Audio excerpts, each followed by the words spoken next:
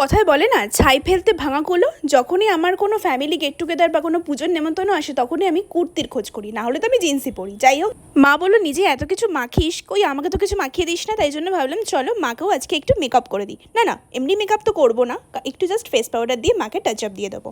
আর দেখো তাতেই মা কত খুশি হয়েছে। তারপরে আমিও একটু হালকা করে মেকআপ লাগিয়ে তারপরে ফেস পাউডার লাগিয়ে নিলাম।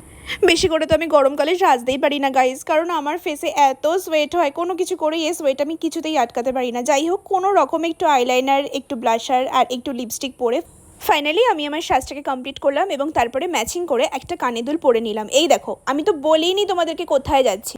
সেদিন ছিল অমাবস্যা, তার জন্য কালী পুজোর নেমন্তন্ন ছিল আমার এবং আমার মায়ের। কিন্তু সেখানে গিয়ে আমি আমার অনেক বন্ধুদের সাথে দেখা করলাম, কারণ সবাই আমরা কমন গ্রুপে পড়তাম, তাই জন্য অনেক দিন পরে গিয়ে দেখা হলো। আর মা কালীকে দেখো কি সুন্দর লাগছে।